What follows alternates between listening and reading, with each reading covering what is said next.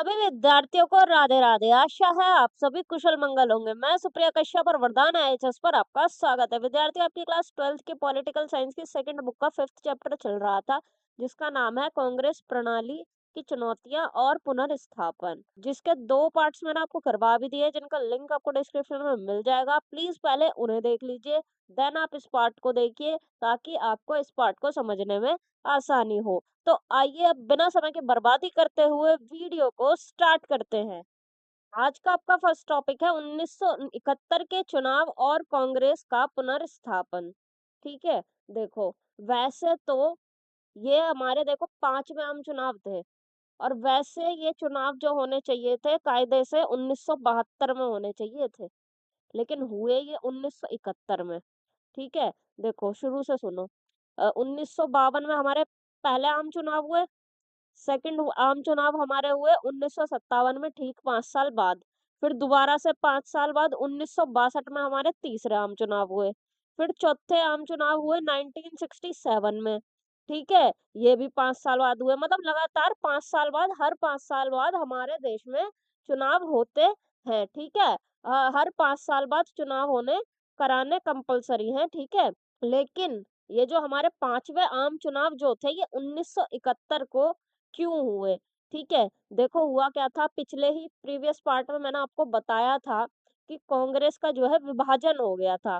ठीक है, कांग्रेस का विभाजन हो गया था, एक हो गई थी पुरानी कांग्रेस और एक हो गई थी नई कांग्रेस, जिसको कि इंदिरा गांधी ने बनाया था। तो जब ये कांग्रेस का विभाजन हो गया ना, तो इंदिरा गांधी को जो है डर लगने लग गया सत्ता गिर जाने का। ठीक है, सरकार किसकी थी? इंदिरा गांधी की थी। प्रधानमंत्री कौन थी? इंदिरा गांधी थी। तो कांग्रेस की जो स्थिति है ना, वो अल्पमत में हो गई। ठीक है, अल्पमत में कांग्रेस की स्थिति हो गई। तो इंदिरा गांधी को इस चीज का भय हो गया कि कहीं मेरी सरकार गिर ना जाए।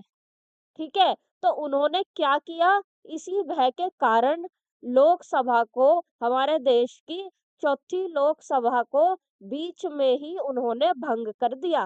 ठीक है, 1970 में, दिसंबर 1970 में उन्होंने लोकसभा को भंग कर दिया। ठीक है, और फिर जो है इसी कारण से हमारे जो 5वें चुनाव 1972 में होने थे, वो चुनाव पहले ही करवाने पड़े। ठीक है, 1971 में वो चुनाव फिर करवाने पड़े। ठीक है, समझ आ गया आपको? देखो, यह जो है हमारे 5वें आम चुनाव थे। ठीक है, 5वें ये हमारे आम चुनाव थे। वैसे होने चाहिए थे 1972 में, पर हुए 1971 में। क्यों? क्योंकि चौथी लोकसभा भंग कर दी गई थी इंदिरा गांधी के द्वारा। ठीक है, तथा ये प्रथम मध्य अवधि चुनाव थे। ठीक है, प्रथम मध्य अवधि चुनाव मतलब जो कि समय से पहले ही करवाने पड़े। ठीक है, हमारी जो लोकसभा जो बनती है, ठीक है, वो 5 साल की हमारी होती है।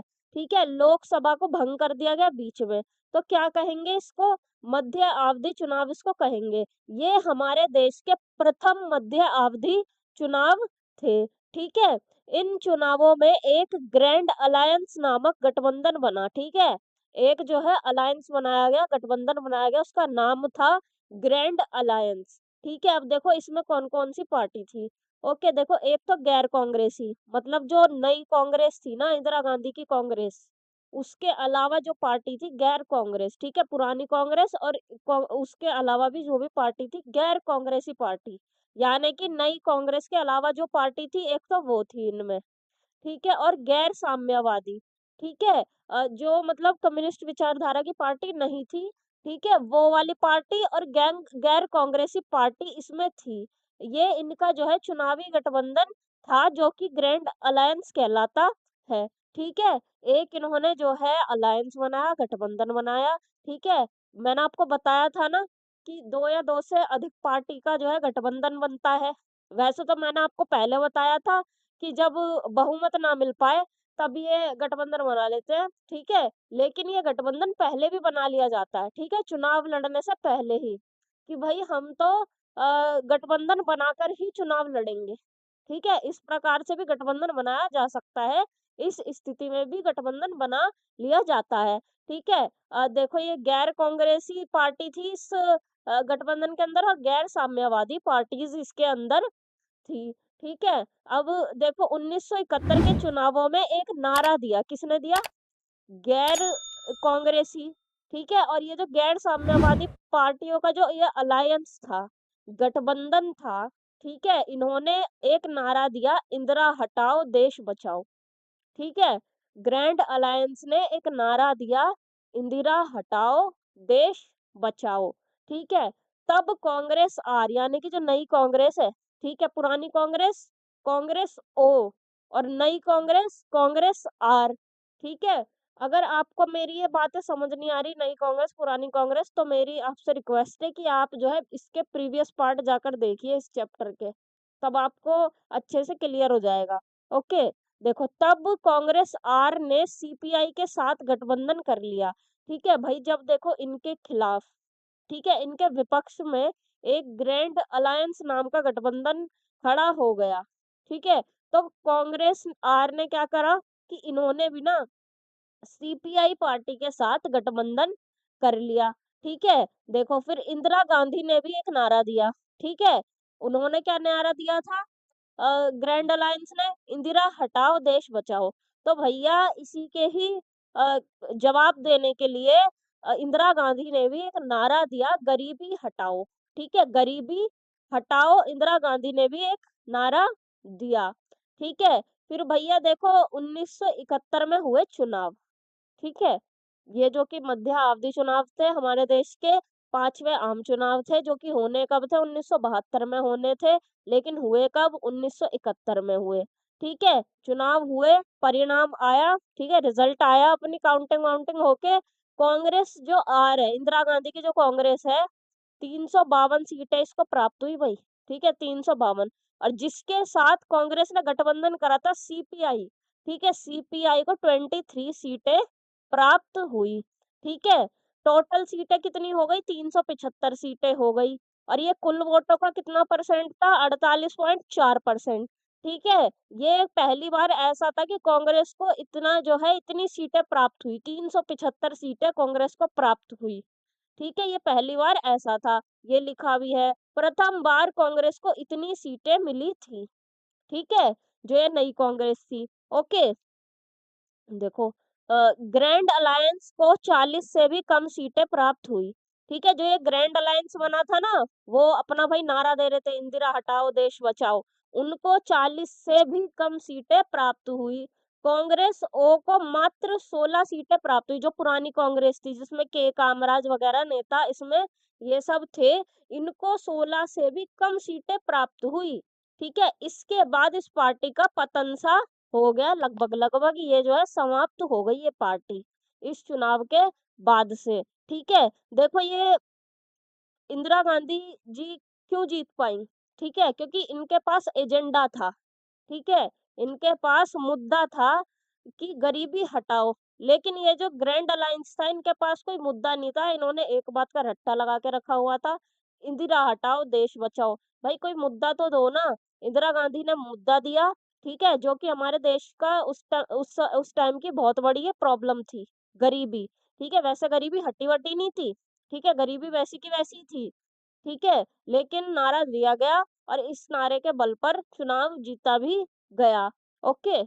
नेक्स्ट पॉइंट आपका आ जाता है कांग्रेस के पुनर्स्थापन के निम्नलिखित कारण, ठीक है? देखो, जो ये भाई कांग्रेस का विभाजन हुआ था, मैंने आपको बताया था ना पिछले पार्ट में कांग्रेस का विभाजन हुआ, फिर इंदिरा गांधी ने अपनी नई कांग्रेस बनाई, फिर वो जो है चुनाव में खड़ी हुई और वो भारी मतों से, ठीक है? भारी मतों की संख्या से वो जीती, तो ये क्या था? कांग्रेस जो बिखर गई थी, टूट के, इन्होंने कांग्रेस को दोबारा से स्थापित किया, ठीक है? दोबारा से कांग्रेस को एस्टैब्लिश किया, ओके? तो ये कांग्रेस की जो पुनर्स्थापना जो हुई थी, इसके कारण क्या-क्या थे, ठीक है? इसके रीज़न्स क्या-क्या थे, ठीक है? ये 6 रीज़न्स थे, इन 6 में से पहला रीज़न तो था कि इंदिरा गांधी का चमत्कारिक नेतृत्व, ठीक है? इंदिरा गांधी का चमत्कारिक नेतृत्व। इंदिरा गांधी ने क्या किया था? इन चुनावों में इंदिरा गांधी ने कोई एक ही जगह बैठ के मतलब अपने ऑफिस में ही बैठ के कोई विचार नहीं किया था, ठीक है? इन्होंने घर-घर जाकर, पिछड़ों से, गरीबों से जाकर इन्होंने बात की, उनकी समस्याओं को सुना, और उनकी समस्याओं को खत्म करने का इन्होंने वादा किया। ठीक है? इस प्रकार का इन्होंने नेतृत्व किया। ठीक है? इनका जो ये चमत्कारिक नेतृत्व था, एक ये पुनर्स्थापन का कारण था। ठीक है? दूसरी बात, गरीबी हटाओ का नारा भाई काम कर गया। ठीक है? गरीबी हटाओ का नारा चल गया। जो इनके विपक्षी थे, जो ग्रैंड अलायंस बना था, वो मैंने आपको बताया अभी पिछली स्लाइड में कि उनके पास कोई एजेंडा नहीं था, कोई मुद्दा नहीं था। ठीक है? उन्होंने एक ही बात का रट्टा लगा के रखा था कि इंदिरा हटाओ, देश बचाओ। ठीक है? लेकिन इसी के ही जवाब में इंदिरा गांधी ने नारा दिया, गरीबी हटाओ। ठीक है? और ये नारा जो है काम कर गया। ये भी कांग्रेस की पुनर्स्थापन में काफ़ी काम आया ये नारा। ओके? तीसरा कारण आ जाता है इंदिरा गांधी की समाजवादी नीतियाँ। ठीक है? इंदिरा गांधी की जो नीतियाँ थी, वो समाज से रिलेटेड थी, समाज के लिए वो थी, समाज के लिए ही वो नीतियाँ बनाई गई थी। ठीक है? समाजवाद विचारधारा के बारे में आप जानते ही होंगे। ठीक है? अगर आप मेरी वीडियोज़ को पहले से देखते आ रहे हैं, आपने स्कूल में भी इसके बारे में पढ़ा होगा, समाजवादी नीति। ठीक है? तो इनकी जो नीतियाँ थी, वो समाजवाद से रिलेटेड नीतियाँ इनकी थी। तो एक इनका कांग्रेस की पुनर्स्थापना होने का एक ये भी कारण था। ठीक है? चौथा कारण इंदिरा गांधी की राजनीतिक हैसियत का बढ़ना। ठीक है? इनकी जो पर्सनैलिटी थी वो काफ़ी प्रभावशाली बन चुकी थी। ठीक है? भारत-पाकिस्तान का 1971 का जो युद्ध था, वो इनके ही नेतृत्व में जीता गया था। ठीक है? और ये एक बहुत ही बड़ी पॉलिटिकल पर्सनैलिटी बन चुकी थी उस समय। ठीक है? तो इन्होंने अपनी भई नई पार्टी बनाई और ये उसके पहले भी ये प्रधानमंत्री ही थी। ठीक है? पुरानी कांग्रेस के टाइम पर भी ये प्रधानमंत्री ही थी। फिर उन्होंने जब लोकसभा को भंग किया, जब चुनाव हुए, इनका दोबारा से ये जीत गई। क्यों भैया? ये एक बहुत बड़ी हैसियत थी। ठीक है? बहुत ज़्यादा प्रभावशाली उस समय की नेता थी। ठीक है? पाँचवाँ कारण था कांग्रेस आर के पास एजेंडा व कार्यक्रम का होना। ठीक है? कांग्रेस आर मीन्स नई कांग्रेस। ठीक है? इनके पास जो है एजेंडा था कि हाँ भाई हमें गरीबी को हटाना है। इनके पास विज़न था, इनके पास कार्यक्रम थे कि हमें क्या-क्या, कैसे-कैसे करना है। जबकि विपक्ष जो था, वो सिर्फ़ ये चाहता था कि हम जो है इंदिरा गांधी को एक बार सत्ता से हटा दें। ठीक है?